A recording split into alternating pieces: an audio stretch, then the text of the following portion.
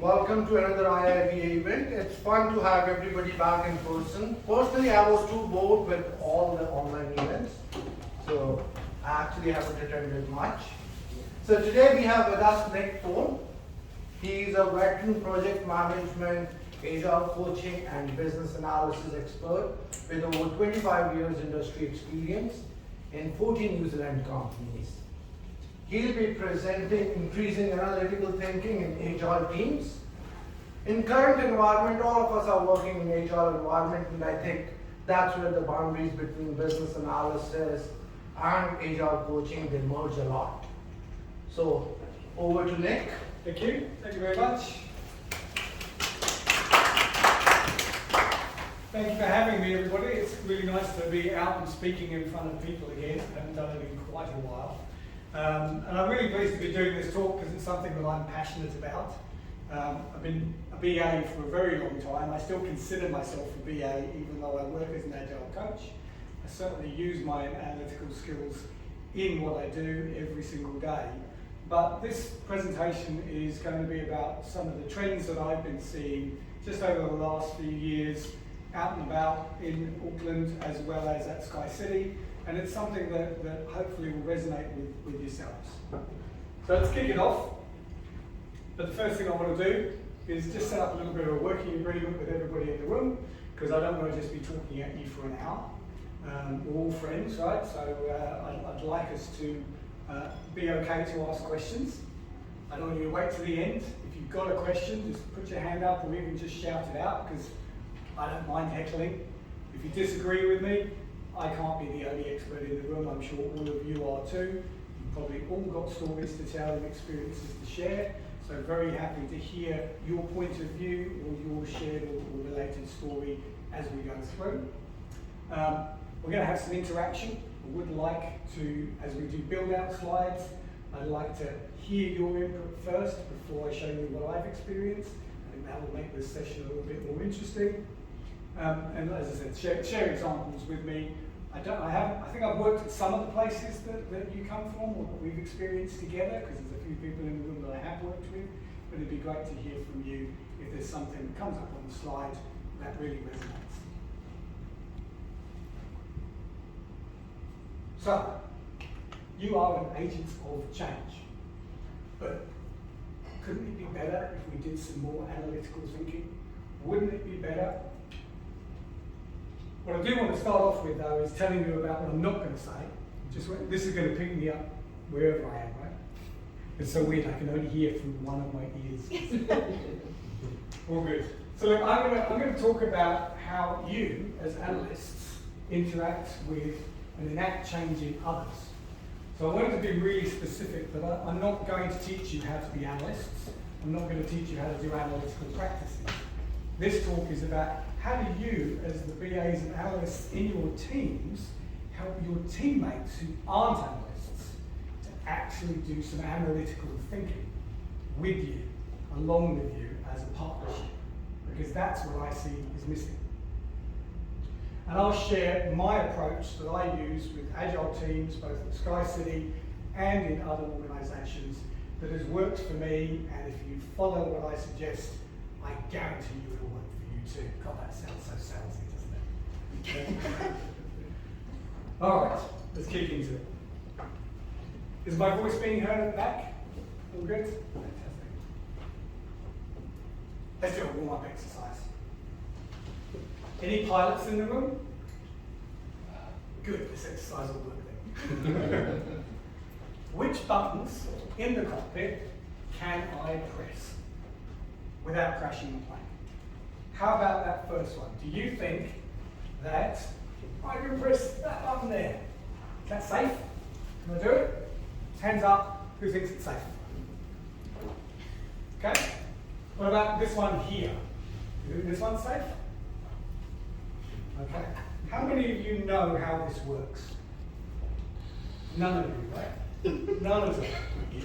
Just guessing. Guessing. I was always taught that before I go about changing something, I should probably learn a lot about the thing that I want to change before I change it. And for me, that's the essence of what an analyst does.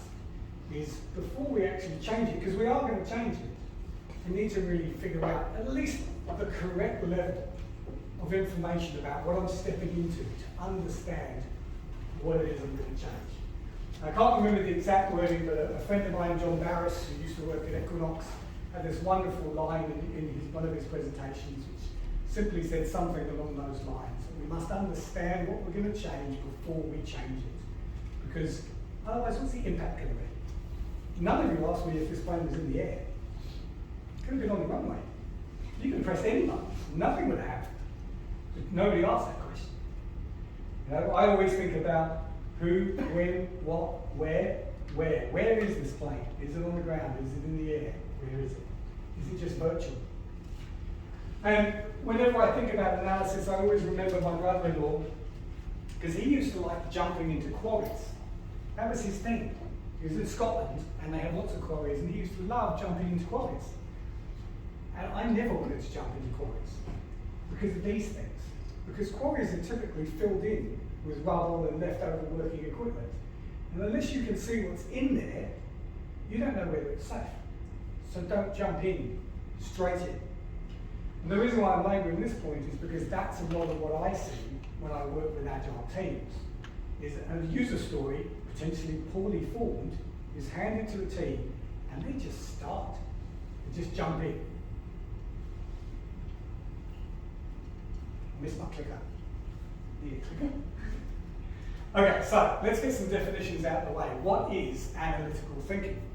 There's a number of different ones if you Google them. This is the one that resonates with me.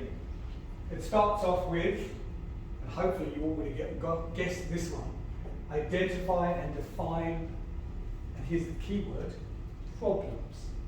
Not solutions, problems. How many of you have had somebody come up to you and say something like, I just need an iPad. That's what I need.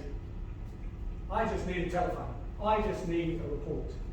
Because in their mind, they're in solution mode. It's our job to identify and get back to the root cause of the problem. Second one, extract key information from data. So data, as you probably know, it's random, it's unstructured. It's our job as analysts to take that core data, that key data, that unstructured data, try and make some sort of sense out of it so that we can understand it ourselves and then we communicate it to others, maybe our teammates. And then develop some sort of workable solution that at least is going to try and test the hypothesis that we've come up with for what's causing that problem in the first place. Could be a prototype, could be just something that we worked out on paper, could be something really cheap and quick and easy to do, just so that we can test that hypothesis of what we think is going to solve that problem. Then we test it. Maybe we were right, maybe we were wrong. Hopefully we're right. Obviously if we're wrong, we'll go back around again.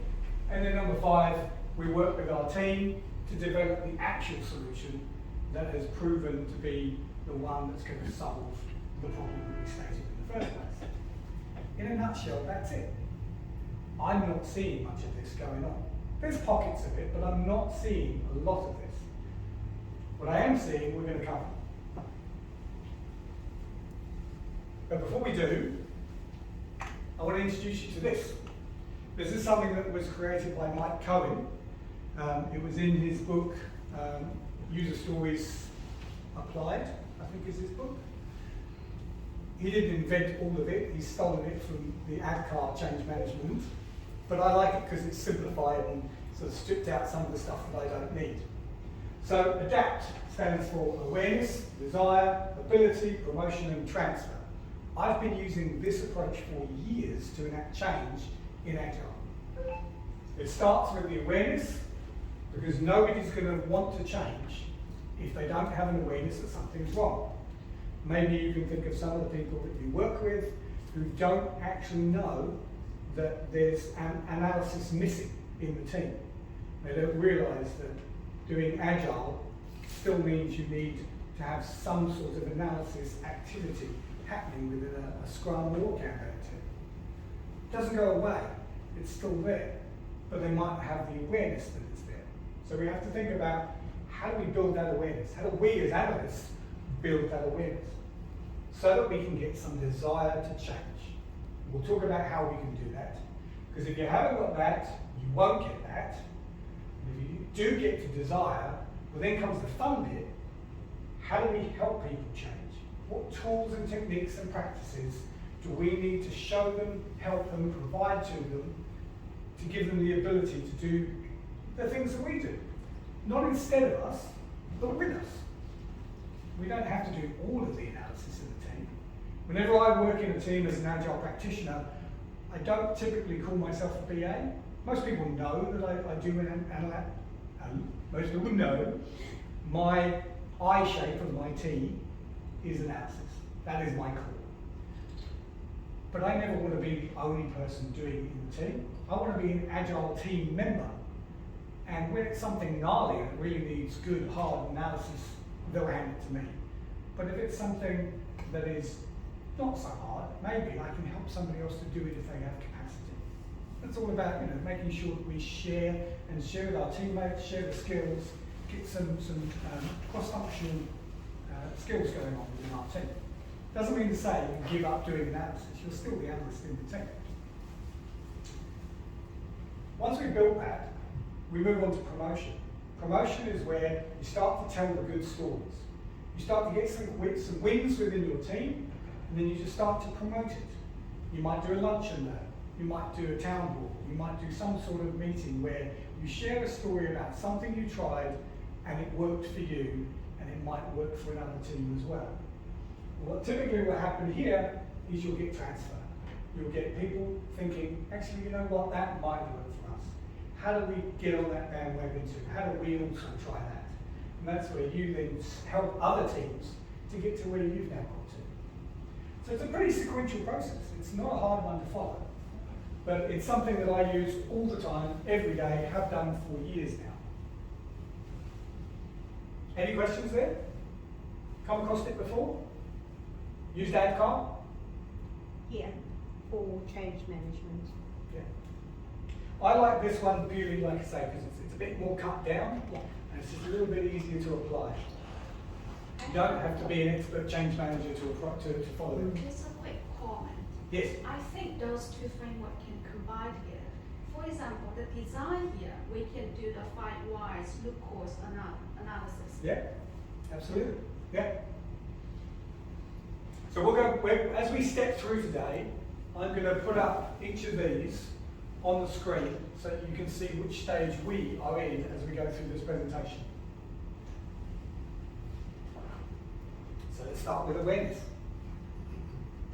What problem are we trying to solve? So the first thing I thought I'd ask before I put my slide up is, does anybody want to tell me a little story about something that you're seeing where you work that is the reason why you decided to come to this talk? Is anybody seeing a lack of analytical thinking in your organisation or within a particular team that you work with? I've definitely seen that, where I find that the BAs or the analysts in the team and the rest of the team may not even be clear of what problem they're trying to solve. They just, we jump straight into solution mode, and it's, come on guys, just build, let's get this out. So I think the teams are really good at building the thing right, but are they building the right thing? Yeah. Really And that is why I'm here. awesome. Thank you, Linda. So I have a comment is based on my previous experience. I work for a quite technical oriented team. I found most of the business owners they already have the solutions when they come to us.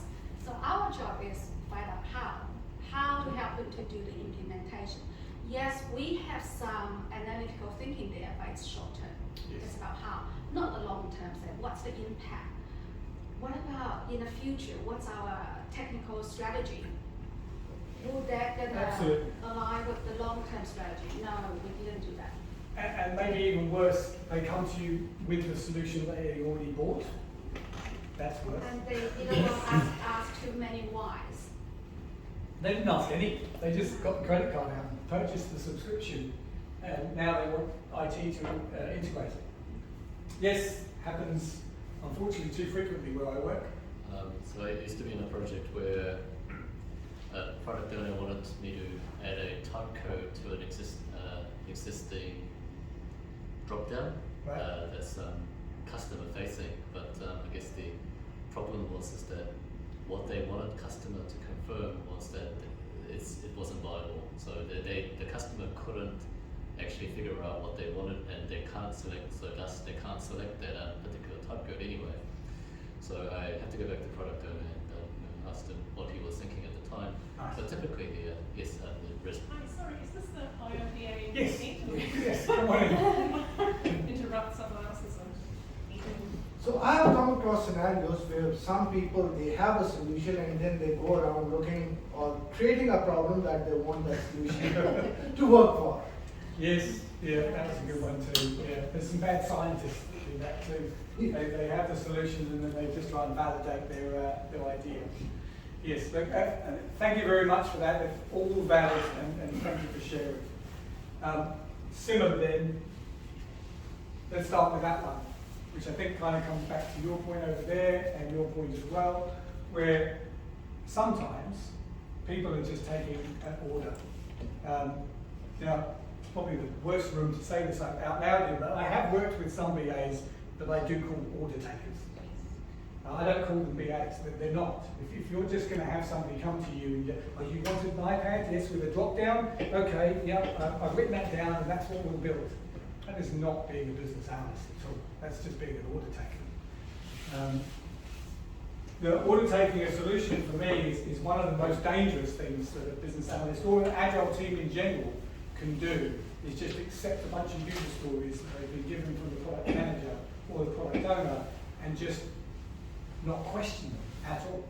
Isn't that why the sprint planning event allows for a whole day, if you need it, to ask as many questions as you need to, so that you can be clearer, that you understand the value of what it is you're supposed to be building, and you understand how to test it, and you understand what it's going to provide to the business? That's all analytical thinking that should have taken place by a particular role, which some of you, I think, I may have overheard you saying it when we were out there. The product owner, yes, they should do some, but is it their sole responsibility to be responsible completely for capturing everything? Or do you think some of that should be on the Agile team, accepting work into the Scrum and Sprint? What do you think? I think someone should definitely be on the team, because that's where you're so validate your understanding.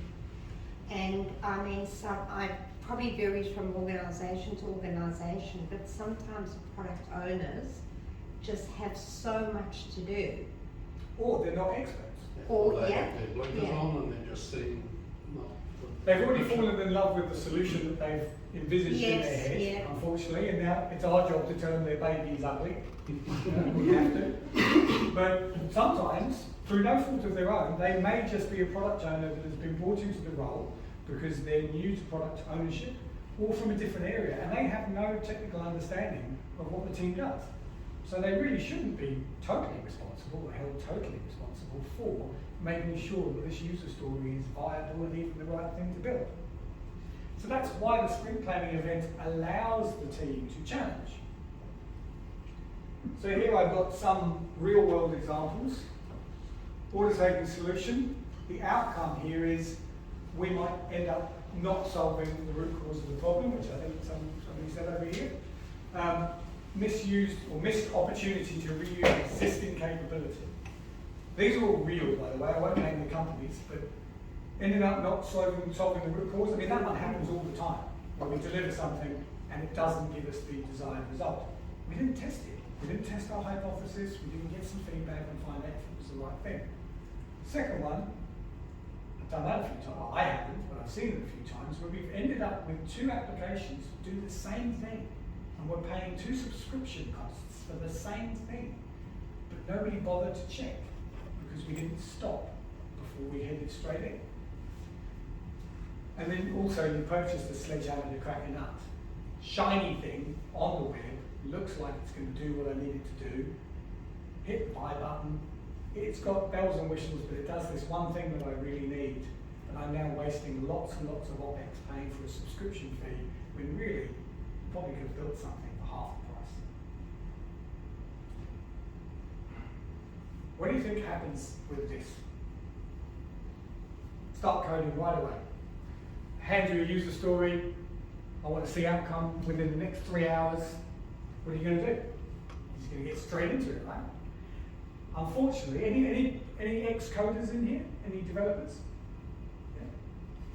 Yeah. Were you this guy?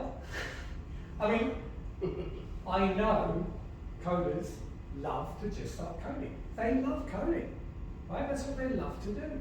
In the same way that I love doing analysis. But unfortunately, it's so dangerous to just jump straight in and start coding because it causes all sorts of problems. Start with this one. I start coding. How am I going to test it? I don't even know what I'm supposed to be doing yet. How can I know what an observable result from my test is going to look like if I haven't spent some time thinking about how to solve the problem? Nick, I think I know coders love coding, but I think in a way I've seen teams actually, they create the problem, and maybe even the business do in a way is we need this yesterday. Mm-hmm. You know, it's just, you got to start building. That's all what Agile is about. Just get it done. Let's get it out the door. And then we build the wrong thing, or we don't understand what we're building. So sometimes we force that upon coders as well. Yeah, very true. And I know I'm at an IIBA, and I'll kind of step into my other role as Enterprise Agile Coach and say I've spent the last 5 years at Sky City teaching Sky City that you can't do that. Because like most organisations, they do think like that. They think Agile is for speed, we can get things done really fast. When you step back and think, how has changing to a different way of working suddenly made us all magically faster at solving problems and thinking at double the speed? But that's not true. It's, the speed in Agile comes from cutting out waste, automation, shared responsibility amongst teams so that you can get concurrency running. It doesn't remove this sort of stuff, which still needs to happen. Now, I could probably do a whole other presentation on how to help your organisation understand what Agile really is. If you're in that situation, just give me a second. If you're in that situation where, unfortunately, your senior leadership team are pushing for start coding straight away, that's a different problem to solve. That's a root cause of we don't understand how Agile is supposed to work. Yes. So, are you, because you know how people do design sprints, right? Or kind of like analysis ahead, right? Yeah. Is that still kind of like the best? Like, should you be like a fortnight ahead? Should you be a whole quarter ahead, right? Like, when you kind of stop with the analysis by paralysis, all that kind of shit. It's a bit of an art form to know when just is enough, because it's different for every single project, depending on what it is you're doing. The thing that I always advise teams is to set up some principles up front to keep you honest. So things like, we need to spend the least amount of effort to get the most amount of value. We need to spend the least amount of effort to learn the most amount of feedback. So for me, that always starts with talking to people, scribbling on paper and showing them a picture and saying, is it this or is it this? And so for me, it really depends, that upfront discovery piece. It could be 3 months if it's really big and complex. It could be as little as half an hour. And I've worked on a project where we only spent 3 weeks in discovery, and then we went on to a 9-month project. But it was really, really worthwhile. The one that really worries me is when they don't do any discovery, but they just start a project with no validation up front because they got the money, they got funding. So let's just do the project without validation. You had a question? Just what I want to add on what you said before, some manager, they are being pushy, that's not good for the project, but I think the most dangerous one is they know nothing and they just listen to the business owner say, hey, that's your job, just do it. I think it's go to a higher level, it's the culture as well.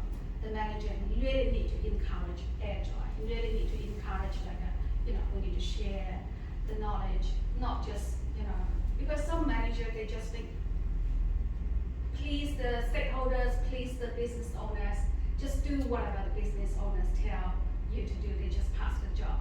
They even don't understand what's BA expected.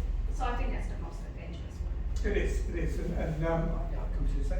I've been lucky at Sky City, for example, that I report into the head of delivery, and I worked really closely with him and the CIO to make sure they understood what they were signing up for before we even did this transformation.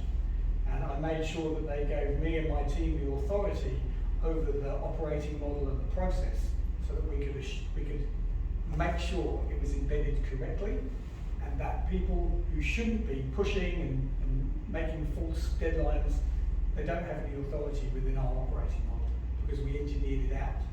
Now, I know that that's a difficult place to get to, but education was what I used to get there. And it does take a while. This isn't an overnight sort of problem to solve, unfortunately. And unfortunately, not one I'm going to solve in this presentation. Yeah. Yes. Yes, I had Thank you. a question. So I guess the pitfall of doing a demo that's happening quite often is that if you start coding it and then you introduce yourself into maybe technical debt down the track, or you actually have to do rework, or I guess most of the time you actually have to do back and forth interaction with the developer to. You're reading my slides, aren't you? Somehow you're seeing what's coming next. Oh, sorry. That's I good. guess the problem that I'm seeing is that if you introduce all that stuff down the track, it often cannot be reported. I feel that not many people, in the prefaces of trying to get things done, they only care about things that are delivered, but not the things that they introduce. So, do you know how we could report that, or make it visible as to? Yeah, that's probably another rabbit hole that we could go down. If there is time after, if anybody's interested in having a chat, for the last couple of years we've focused really heavily, my team and I, on changing what we measure, because what we were measuring, which was are you on time, are you on budget, all of those usual project management things, were just driving the wrong outcomes. We were getting projects delivered on time, they didn't work, and yet we were patting people on the back for spending the right amount of money and delivering on to the date. So we changed all of the metrics that we now measure, and we use a set of tools to do it, and we do measure things like how much technical debt has this team or this project implemented during this time period, and what was the cause of that, so that we can make that visible, so that everyone is aware that doing that activity or that behaviour causes this amount of cost of technical debt. And then we visualise it as a guy climbing out of a hole, so that we can see if we're getting nearer the top or getting nearer the bottom. So we can have a chat after, but that's definitely an important one. So the reason why I sort of said you might be reading my slides is just because it resonated. Start coding right away, we'll end up with buggy and bloated code. I've seen it so many times, I've even done it myself, where I just jumped into code without actually maybe writing down what the test might be first, and then writing one line of code to see if I can solve that test. Because if you don't take that approach, that sort of test-driven approach, you'll still probably solve the problem, but you might do it in 500 to 1,000 lines of code when you could have actually done it in 5. I feel like what a lot of people think an agile sprint is that second line, start coding straight away, get buggy code, refactor stuff. Just go around and around. That's our job, right? Yeah, that keeps us in the isn't job. that agile? No. But it is what we see. Yeah. And it's caused by this. So what I didn't put on the slide was sort of these are the observations that I'm seeing, these are the root causes of these symptoms that I'm seeing. And I think there's a lot of comfort with that. People just go, oh well, I think that's agile. That's how it works. I think it says something. I don't know if it's the Scrum Guide or one of the famous documents did say something along the lines of the rule of thumb is that if you're going to do Agile, expect to do at least 10 to 15% refactoring every sprint. Maybe it's that like Mark Zuckerberg, like we move fast, we write things kind of. Look, I don't disagree that refactoring is a real thing. Yeah. Every single sprint? It's happening every single sprint. That's something you can measure. If you're seeing it every single sprint, that's not a good thing. For me, refactoring is a result of hopefully some new valuable requirement that you actually think is really worthwhile doing, not because you did this. Thank you. Designing without initial requirements. So it's putting my architecture hat on, my solution architecture hat on. I haven't got business requirements. The requirements from the high level haven't come through to me. What do you think are going to be some of the outcomes here from an architectural perspective? Design is going to be a guess. This actually happened quite recently where I work. We didn't get the requirements through in time from a vendor who was actually doing the requirements, so it wasn't us doing them. This was because we were doing a car park change, and we were having to fit in with a vendor's new system, and we had to guess what could possibly go wrong when we're guessing the design. What do you think happened? We had no ability to merge with any of our emerging requirements. We had no ability to react to what was coming out of the development because our design just didn't allow for it. It wasn't modular enough. We hadn't done that thinking about, oh yeah, there's that thing. So when I sort of think about intentional architecture up front versus emergent architecture, it was probably emergent architecture is probably the wrong word for what was happening. We were flying by the seat of our pants and doing it, as and when it happened, quite frankly. When I think about, an example there, we got quite far into the project, and towards maybe only a month or two away from go live, somebody says, "Where are the handheld devices?" Nobody knew about handheld devices because there wasn't any business requirements done. We didn't understand from the business that their staff, and this goes back to my original slide with the airplane and understanding what you're stepping into. Mm-hmm. We didn't talk to the business to find out that right now they use a handheld device to control the boom arm of the car park so that they can let people out of the car park when the software doesn't let people out. There's an override button, so we can let people out. We needed hands. Nobody had ordered them. Great at the COVID time, and there's 9 months of delay on the handheld devices. And that's one of the outcomes as well. Reduction of trust. Because it looks like we don't know what we're doing. And the last one on this slide, not considering business rules. Big one. I'm a bit of a fanatic when it comes to business rules. I really enjoy working with business rules. And I don't see a lot of people spending time with building out user stories to actually model out a decision tree or even just writing out the rules in any shape or form. Just to truly understand what the observable outcomes of this piece of software are going to be. And so again, we look at, there'll be holes in the solution that are going to raise our risk profile.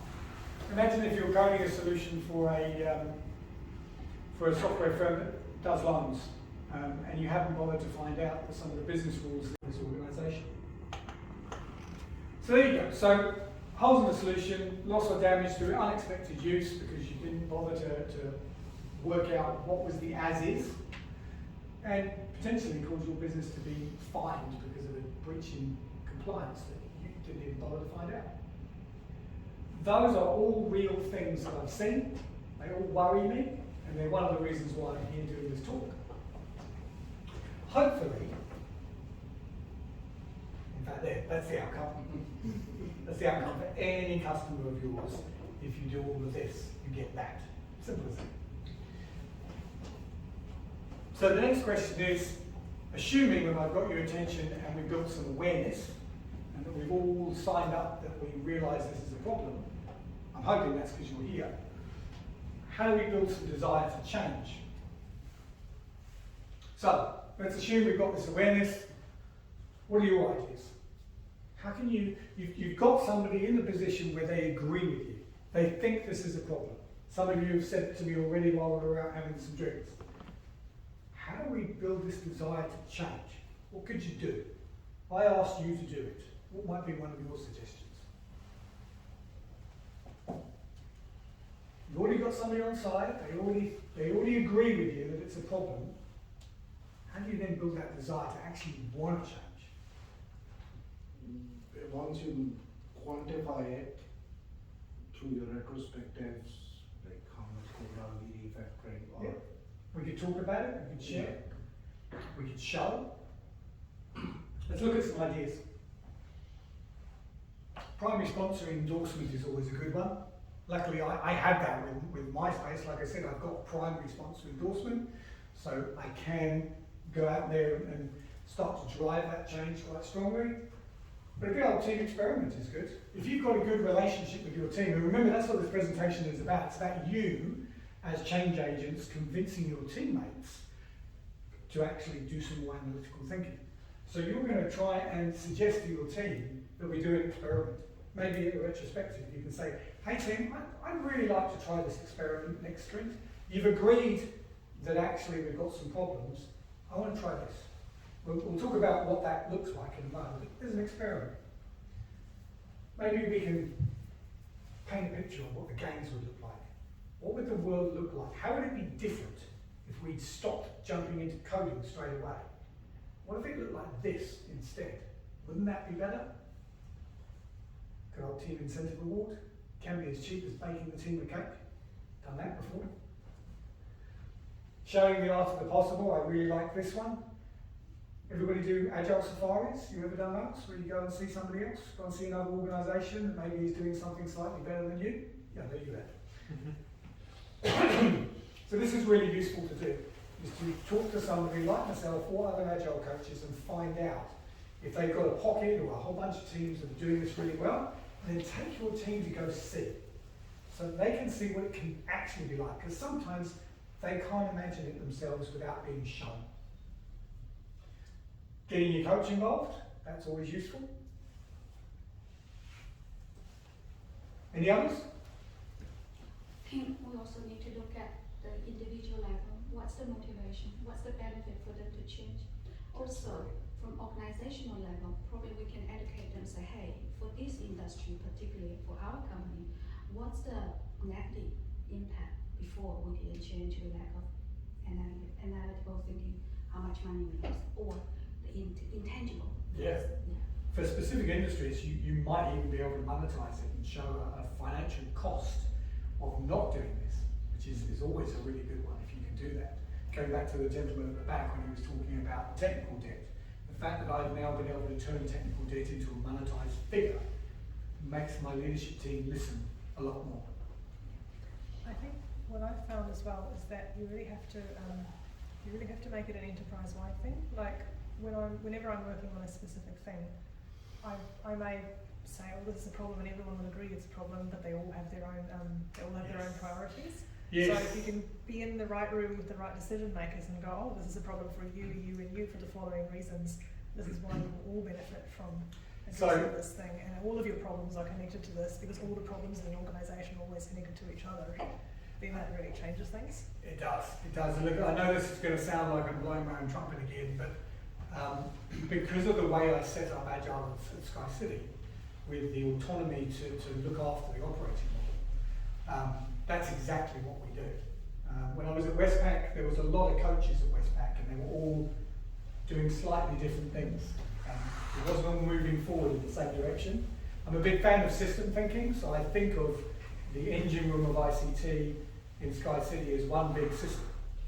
And that one big system needs to be optimized at the same pace. So we never sub-optimize a single team at any one time. If a team is having difficulty and they just need their capability lifted, absolutely we'll go help them. But if it's something that is going to benefit everybody, we'll coach across all of the teams the same thing at the same time, and then coach day to day to make sure that is applied across everyone. Because if you don't do that, all you end up with is sub-optimization and bottlenecks, which is worse than what you had in the first place. So I totally agree with you. Very good point back, yeah. Thank you. Okay, so old versus new. We've now got the desire, or we're working towards the desire. Here's what we used to do. We started with code right away. What might a new behaviour look like? Well, understanding the problem that you're trying to solve. Yes. Then I guess doing the analysis to find out the current state and then what potential solutions could be. Yep. So let's put those in slightly different words, because I'm on the same line as you. So for me, to do that, to get my teammates around me so that I can start helping them be more analytical, instead of getting them to code straight away after sprint planning is finished, actually we're going to gather at the whiteboard. I'm going to drive us, maybe this is my team experiment from my previous slide, but I'm going to get the whole team together at the whiteboard. We're going to do a system context diagram. Together, all of us. So the BA, the tester, the designer, the UX guy, the data guy, whoever you've got in your team, we're just going to go to the whiteboard with a pen and we're going to model a system context diagram that's going to explain what the scope of this user story might be. You could do it for a single user story, you could do it for a group of user stories within your sprint, depending on how your work is arranged. Maybe you've chosen to theme a sprint, and this whole sprint is about billing. You could do a systems context scope with your teammates, just so that they won't start coding straight away. They'll understand there's these other modules that you have to think about. So they'll start to, because they will start coding in their heads. I can't stop them doing that. But at least with this, I can visualize what it is that we're trying to address, what it is we need to be able to integrate with, and approach it from a different way. So Nick, just to clarify, because there you've got system context diagram. So, I mean, usually I would look at probably more from, I'd include systems and the stakeholders in that. So this one would just be all the systems that are impacted, is that right? It depends on how accurate TOGAF or whatever your chosen architectural following would be. When I say system context diagram, I'm pretty loose. I like to include systems, people, actors, Yes. and then the flows of information to and from. Which, yes, So it could be interfaces and that, yeah. It could be I'm entering my credit card into a POS terminal, Perfect. and then the POS terminal is sending that to Visa. Yes. So I don't differentiate. I like it to be everyone. I'm going to show you some examples anyway, so you Okay, get a right. picture of what this might look like. So the second one, order taking as a solution. We said that was a really bad thing. What could we do differently here? This is a challenging one, by the way. What could we do? You've had the person come to you and say, I want this. Here it is in the catalogue. I want to press purchase now. Wise. 5 Whys. Five Whys. Why. Why, Yeah, absolutely. it's trying to get to the root problem or the opportunity to understand what they're trying to solve. Absolutely. So we push back. Choose your favourite root cause analysis tool, whether it's Fishbone, Ishikawa, 5 Whys, whatever you want to do. Have the courage and hopefully the autonomy and authority to be able to push back on whether it's the product owner, the project manager, whoever it is. And of course that does mean that you need some support from your leadership team or your coach, whoever it is that's going to give you. Set them up for success before you start to do this. Make sure there's awareness that you're going to start challenging, otherwise you're just going to cause arguments. Do you think that is a bit of an assumption that like these decision makers just, they get taken out for dinner and then they, say, here's my credit card, I'll buy your solution, right? And maybe the assumption is that like, maybe they did do the analysis, but when they bring the solution to the teams, they don't bring along the rationale behind it, and that's why it becomes like you reanalysis, right? Yeah. I mean, look, I agree. Sometimes maybe you do have a business person who actually is pretty savvy, and he thinks he's done the analysis, but it'll only be to a certain level because he's not at coalface. Yeah. So he doesn't know that we use BizTalk for integration, or we use MuleSoft, or he doesn't know that stuff. And he won't ask those questions when he's out for dinner. He may have done reasonably good analysis. He might have found out that we don't have a platform that already does this. And he may have found out that this actually looks like I'm going to get this for this cost. And so he might have done some pretty good high-level analysis, but he hasn't done the stuff that stops us from buying something that isn't going to integrate into our environment. And those are the things we need to stop before you actually buy. And those are the dangerous ones. But I do agree, that there's definitely people who are doing it, but I don't think they're ever really that interested in that lower level. It shouldn't be, right? They really shouldn't be used to at that level. We need to teach them to come to us for that sanity check before they punch in the numbers. And even if that analysis is amazing and it's perfect and you totally would have agreed with it if only you'd heard it, Yeah. you still need it, right? You still need Because it. you can't move forward without it. Can you imagine what that's like? I've chosen this, like it's a really good analysis, and I'm not Yeah. going to show you. Yeah. That's just going to slow the project down because you're going to have to do it all over again. Yeah. And then the last one there, I've said, okay, when if we're not considering business rules, what's the new one going to look like? Maybe at the start of the sprint, the whole team works to define the rules. Again, in front of the whiteboard, you've got a user story. Hopefully, it's in a state of ready. It's got a good definition. It's got some acceptance criteria. Maybe you've done your system context diagram, so you now understand what systems are involved and what data might be involved. It would be a really good time to start actually saying, if I get this and that, I should see that outcome. If I get this and this, I shouldn't see that outcome. And we just build a nice decision table so that we understand what the outcome's going to be. We can even start to use that as a form of living documentation, and our testers are going to love it because they're going to start building test cases out of those. So these are just some of the behaviours that I go through with Agile teams. These are the things we actually do on the day of sprint planning after we've agreed to the work. So we don't go back to our chairs yet. We grab a room, we grab a pen, and we actually start whiteboarding. So I'm going to assume that we've got awareness and we've got a desire to change. So now it's our job to start sharing some of what we know how to do with the people in our team. Because now they're in the palm of our hands. We've got them, and they're interested. And now we want to teach them. So what are we going to teach them? I wrote this article back in 2016, quite a long time ago, when I was going through my own traditional business analysis to agile business analysis transformation, trying to really understand how can I do what I used to do with requirements and now work in this new world with user stories and features. How can I bring the skills that I know are still needed, but apply them in an agile way instead of a traditional waterfall way? We're going to use the same model today, but you can go read the article, although I'm telling you most of what's in it anyway. I decided to take a picture of a user story, the typical so I want so that is on this side, and the acceptance criteria was on the left. And I just started thinking about those 6 questions, the who, the why, the what, the where, always thinking about those, and just trying to align them with, well, as a type of user, well, that's my who, that's stakeholder stuff. I want to understand who my stakeholder is. I want some sort of goal, so that's my what statement for my requirement. The so that reason, well, that's the why, that's the rationale. Any Valeri requirements fans in here? Yeah? Nobody else on it? Valeri requirements management? Yeah?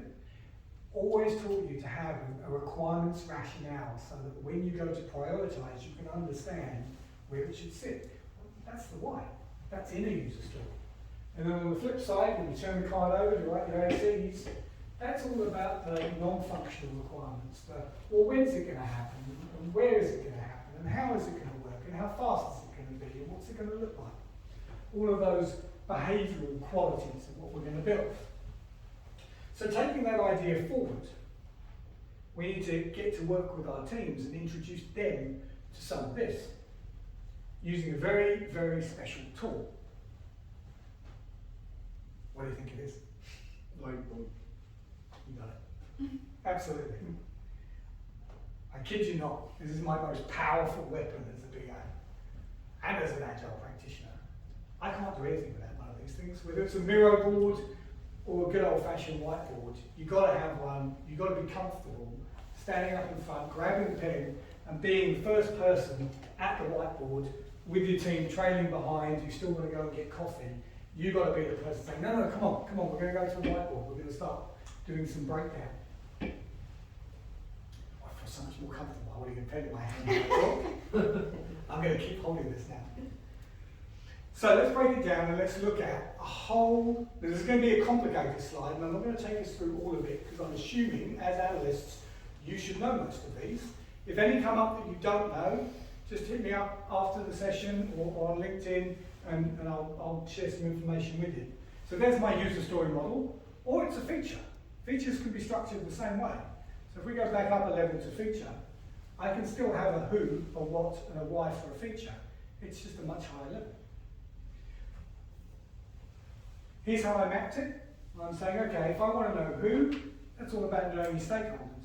If I want to know what, to be able to understand what, I need to understand my scope, I need to understand the need, and I need to understand the structure. So these are the goals that I'm going to introduce you to the tools in a minute. Under why, I need to understand root cause, and I need to understand strategic alignment to make sure I'm building the right thing. Under my when, where, and how, well, I need to understand some constraints, I need to understand the process, I need to understand the behaviour, and I need to understand the design. What tools do we have as analysts to be able to do all of that? And I'm not saying that every single time you're going to need all of these. This is one of those sort of master build-out slides where it's the whole set of tools that I would typically use. So there we go. Not sure about these colours. The template gave me these, and I thought, well, okay, we'll go bright. So, here we go. Let's look at know your stakeholders. So, stakeholder analysis, something that you must have all done at some point. It hasn't changed. The way you do it is the same now as it always was. You might just do it more frequently in slices, but you still got to do it. I need to understand who this is for to truly understand why I'm building it. Because if I'm going to build something, the value that it delivers should be received by the person that I'm building the user story for. I should never see a user story that says, as a project manager, I want the team to build me something so that I can say it's done, or so that the customer can enter digits into a POS machine. Well, the customer entering digits into a POS machine, that value is not being received by the project manager, it's being received by the customer. So they've misunderstood who the persona is that's actually going to use this user story. Because stakeholder analysis is a great one for that. Persona modelling, if you prefer doing persona modelling, which I do like it, I'll get involved in that. Let's have a look at some of the what here. What are some of the tools that I would use to really truly understand the what about the work that we're doing? Scope context diagrams, one of my favourites. It's the one tool that everybody understands what you're looking at, because it's got who and what and some of the basic interactions between them. And it sparks conversations and questions like no other tool. Use case diagrams from UML, remember that? Yep. Who still uses them? They are Agile. I mean, they're probably not, but I mean, they can be used as a feature map. Instead of doing a user story map with a backbone, you can still do a use case map or use case survey. I heard someone call them very old-fashioned stuff the other day. Very old-fashioned stuff. Wow. But it works. Well, let's look at what it is. It tells me who the actors are, what the key features are. It's great. It tells me what it is that I think we're going to need. And then these other ones here, such as the Lotus Blossom, the value proposition, and empathy map, these are more tools from product development. So if you've ever done product discovery, these will help you understand, well, how is my user feeling or experiencing things that will help me understand what their need is. And the value proposition canvas is a really powerful one for understanding what is the jobs that this person is trying to do, and what are the pains and gains that they're experiencing while they're doing that job. Because if I'm going to build something that's going to remove the problem, I need to understand that too. I'm going to put it over to you. What other area would you like to discuss on this slide? Because I could just go through all of them, but that would just be me telling you the names of things and what you might use them for. Is there any up there you don't recognise? You could talk about impact mapping. Yes. So impact mapping, something that there's two versions of it. It was actually invented a really long time ago, but you might know it by a guy called Geico Agsic, who wrote a book about impact mapping. He also wrote another one called Specification by Example. He's kind of become quite famous around impact mapping. For me, this one is about, what I use it for is if we've got either a goal or a bunch of user stories, and we're either not sure about what we need to do to reach the goal, we've got a whole bunch of user stories and we're not sure why the hell we would even have these or in what priority order they might be in. We would use an impact map to help solve that problem because you can go in either direction with an impact map. I do actually have one in a slide later on as an example. Oh, great. But it's a very powerful tool for allowing you to set a goal, work out who needs to help you with that goal, who's going to hinder you with that goal, who's going to stand in your way, what change you need those people or systems to have, so the impact. In an impact map, the impact is the change or the behaviour change that you need to see. And then the what. What are you going to do that's going to help that happen? So the example I'll give you was at Westbank, we had a goal for increasing the amount of the speed in which you could sign up for a current account. Obviously, we immediately looked at how do we remove typing? How do we scan driver's licenses and faces to be able to get you to sign up really quickly by just not doing any typing? You know, we wanted to be able to do it in 30 seconds, that was our goal. But the legal team and the regulatory team were very, very against that because they wanted paper and signed in blood. How are we going to change their opinion on those new technologies that they were very uncomfortable with? That was the impact change we needed to see. So the impact that we wrote up was regulatory love new tech. They trust it. That was the impact. So we needed to work out what we need to do to make that impact happen. So that's coming from one direction to the other. The other one where we had a whole bunch of user stories, we weren't sure which ones were going to deliver against the goal.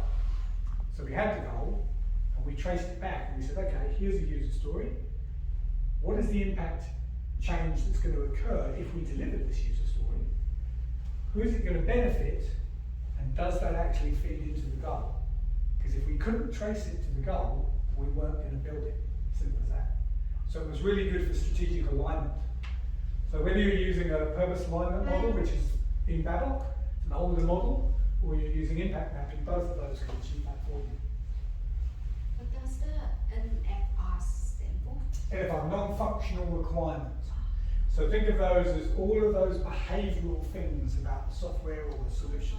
How fast, how big, how small, how hot, how cold. Any others that are new? Otherwise I'll move on because otherwise we can stay on this one for ages. What I'll do is I will put links in the pack that I'll send out and share to every single one of these so that if you don't know it, you can go and find out about it. Because not all of these are in Babok, some of these are more product development type tools. Awesome, thanks, Nick. All good? The key to take away from this is we as analysts have a whole bunch of tools and practices that we can apply because as analysts you will know, even if it's new to you, it will be familiar because all of these new tools aren't really new at all. They still use analytical thinking to actually be able to carry them out. So you will already have an aptitude to do them. You need to use a model like this when working with your teams to decide which of these do I need to use for the work that we're doing. So maybe the job is a database job. Maybe the user story is to display something on a report that is coming from a data import that's being ingested. So in that instance, you could do something like this and say, right, what tools do I need to use to understand better the user story, and which of those am I going to take to the whiteboard with my team so that we all know this at least as good as we can before we start coding. And so I'm just going to validate myself at this point and say, okay, is what I'm teaching you in line with what we said analytical thinking looked like? So you're now testing me. We need to identify and define the problem. We said that was something that we needed to do. We've got a whole bunch of tools there. We can use 5 whys, we can use fishbone diagram, we can use the value proposition, we could just use a flowchart, or a system context diagram. Any one of those is going to allow you to define the problem in some way, shape or form. You might only need one, you might need 2 to get a different opinion or a different view of it, but all of those, if you agree, will give you and your teammates some sort of better definition of the problem. Do you agree? Get yourself a tick then. Next one, extracting key information from data. What can we use for that? So remember, this is raw data that we're going to interpret, we're going to classify and organise. Good old domain model. Simple. Blocks and lines. Customer is linked to site that we're actually going to go into it. So you're going to start using everything at this point. But if you've already done some analysis, you're just re-looking at these tools and redoing it. So what does it look like in the real world? I've shown you the slides, but what does it actually look like? So we're now into promotion. And so Nick, just one question before we look at the examples. Yes. At what stage would you do that analysis if you're using Scrum? I'm just trying to understand that. Sure. The different stages. So certain things you might need to do early on. Some things you're going to do actually right at the beginning of the sprint.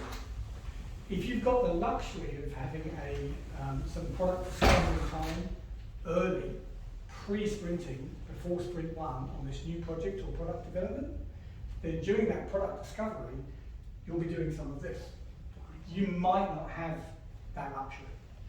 You might actually have to do it as soon as the sprint starts.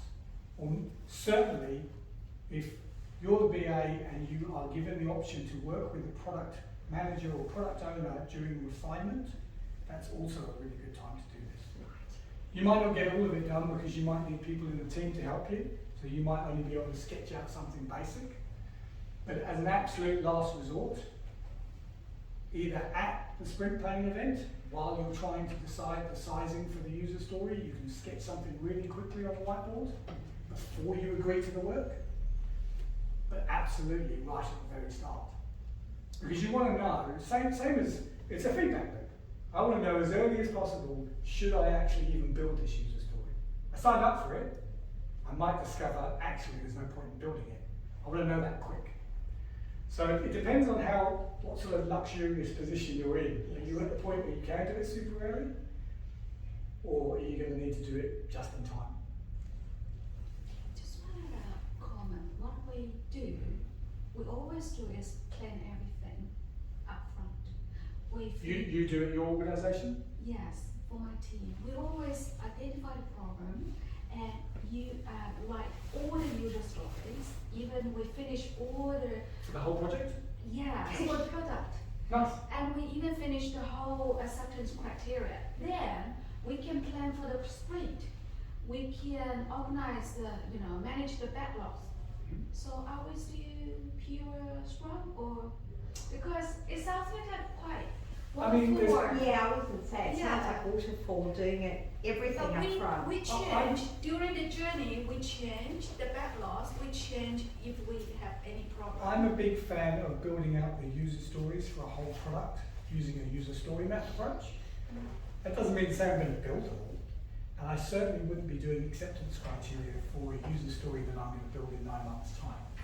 I probably would leave that until just before I'm actually going to build it. Because what's the point in spending additional analysis time on a user story that might never make it to the sprint mapping? Yeah. That's the key. So I do believe in building out the whole thing, because that's going to allow me to forecast, that's going to allow me to know when certain features are going to get delivered, it's going to allow me to replan if that's not what my business person Will you wants. still call it Scrum? I would still call it Scrum. Well, hang on. I would still call it product backlog building. Yes. To answer your is it Scrum, I'd need to talk to you about, are you doing the events? Have you got the roles? Are you running short and frequent cycles? No, what I mean is the methodology we use in our project. Will you call that waterfall or Scrum? Because we plan everything up front. Let's have a chat after. Because I'm just looking at the time. Are we okay for time? Yeah. Definitely, let's have a chat after. It's a good question to get into. It's a quick question. Do you cover in terms of you know what the problem is, right? Do you usually have to come up with some options? Because usually the sponsor would like to know that you consider some options and you recommend a particular option. Yeah. Do you cover that in this like a tools, one of the tools that you would use? To build out the options or to get the opportunity to do the options? To recommend to say which one you would. So typically if that happens to me, that means I don't actually know what I'm supposed to be building yet. Oh, okay. So at that point, I'd be pushing back on the product owner and saying, I'd like to do a spike story, please. So some people use the term spike, you can call it an R&D story. Basically, if you're using the invest, you might estimatable, testable, all of those good things. Well, the story you're talking about, if there's options, I don't really know what I'm going to build.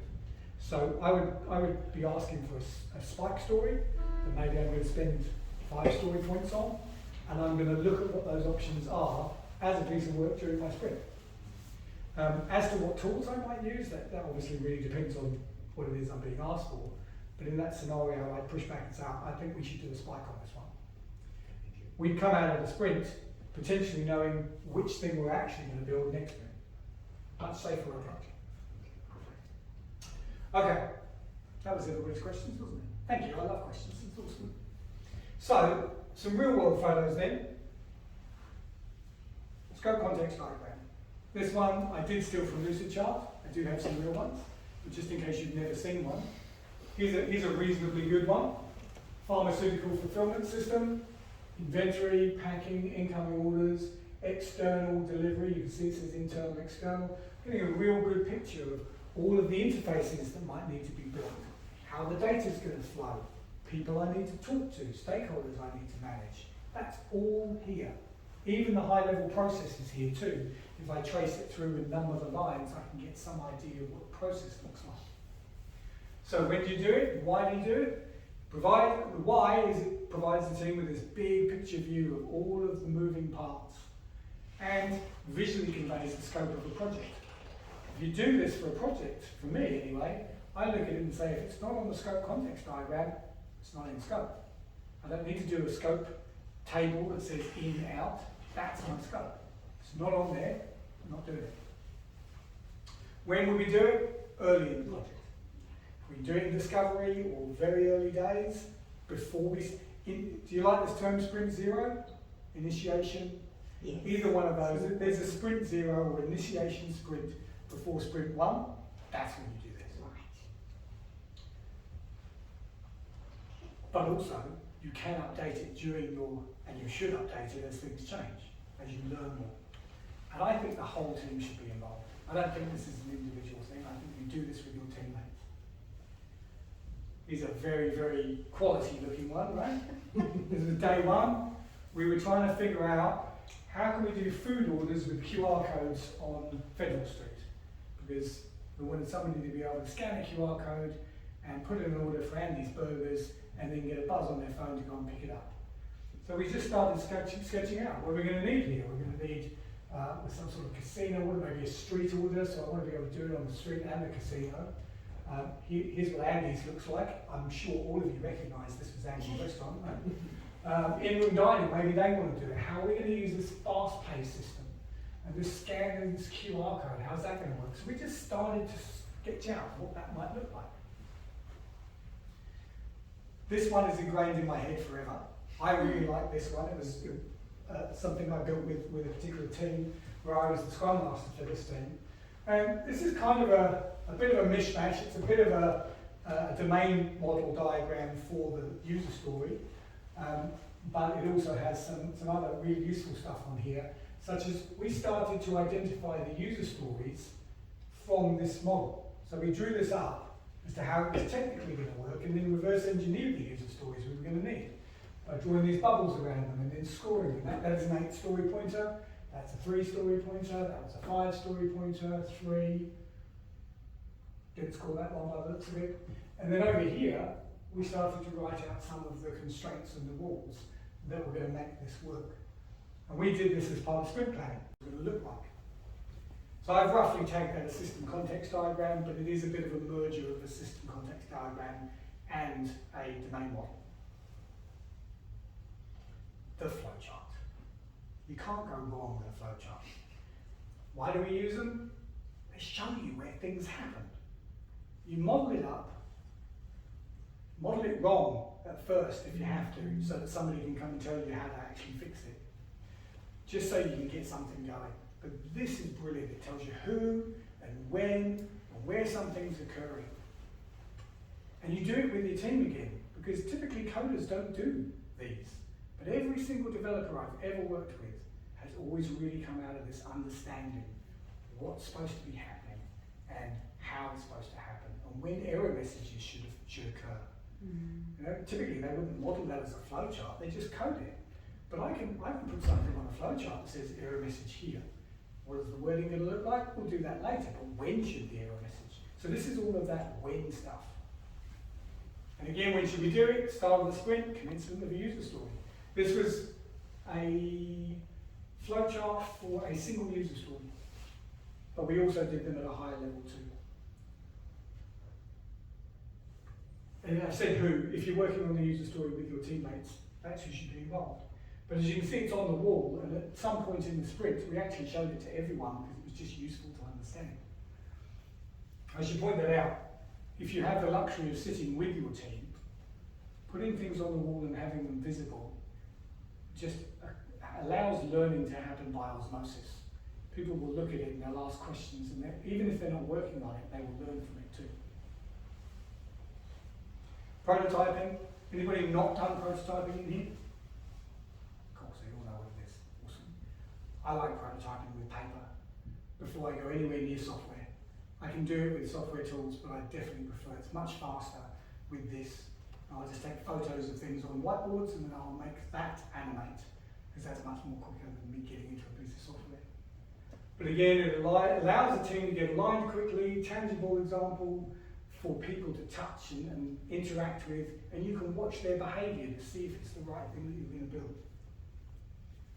And who? Well, again, I'm up for the whole team doing these things. I don't think any of these things should be individual.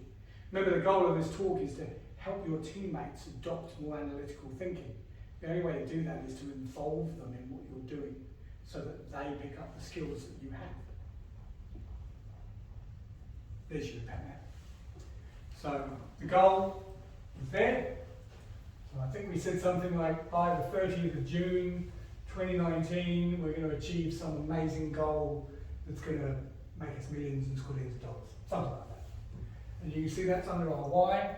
We have who's going to help us, who's going to hinder us, what's the change we need to occur, and then what are the things that we're going to do that's going to make these changes occur.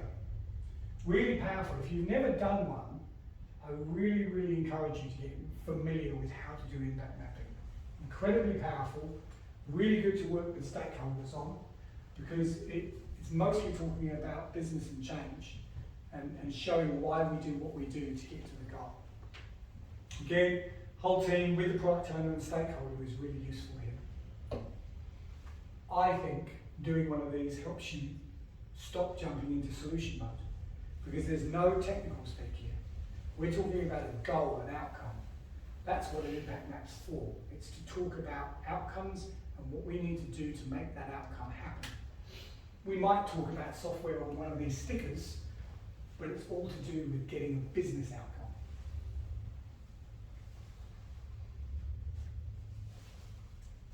Pretty poor. I couldn't find many of these. I must have not taken those. In my mind, I could see it on the whiteboard in the team room, but I couldn't find the photo of it. It's a really beautiful decision table. This was all I could find. And you probably can't read my handwriting, but this was all about a phone changing colour to give some indication as to when somebody needs to come and pick up their car. Decision mapping, when should you do it? Definitely some foundational rule stuff early on, but absolutely at the start of the sprint when you're looking at your user stories. I like to get the rules done early. I like to actually swarm around the whiteboard with my team and actually get the rules of the user stories done up front, otherwise they tend to get missed. So I tend to do quite a bit of focus on decision mapping or writing out the business rules early on. Testers love it, developers don't initially, but then when you get into it and they can see, we're now working out what the edge cases are, so I need to code for those too, because otherwise weird shit's going to happen when we get into testing, right? They like that stuff. And I thought we'd end with a story. I'm just going to check if we have time for a quick story. We've got 10 minutes. This is a transfer. Have you heard the story about the Big Dome? It's not a flat earth story. Oh, I go down there. So, there's a whole village that lives under this dome. And they've lived there for as long as they can remember. And they all tell each other the story about if they step outside of this dome, they'll die instantly. That's the story that's passed through generations and generations. In fact, it's got so serious that they're so bad that the punishment would be to put somebody outside the dome and they would surely die. Nobody's ever done it until one day somebody commits that crime. It's just so bad that they have to banish this person and put them outside the dome, and they march him out to the dome and they throw him out, and then they eagerly look through the glass, waiting for him to shrivel up and die. But he doesn't. He just lays in the dirt. You keep watching. He starts to move, and he starts to raise to his knees. And they're watching confused because he should be dead by now. And he gets up. He starts walking through the grass. He starts breathing the air. He starts looking back at the people in the dome. He starts waving and going, "Hey, this is awesome." He says, "Hey, come out here, come and dance with me outside the dome." And they're all looking at him as if he's completely crazy. And it's so bad that they decide to do something about it. They go off to the paint shop and they get some black paint and some brushes. They go up to the edge of the dome and they start painting it so they can't see him anymore. And they go as high as they can, and that's so much better. Now we don't see him and we can completely forget about him, and they go back to doing what they always did before. What was his crime? He was a change agent. He was an innovator. He's that one person. And it just takes one of us, and that's you. One of you, get out there and get some transfer going, start sharing your skills with your teams and encouraging them to increase their analytical thinking so that we can all get better outcomes for our customers.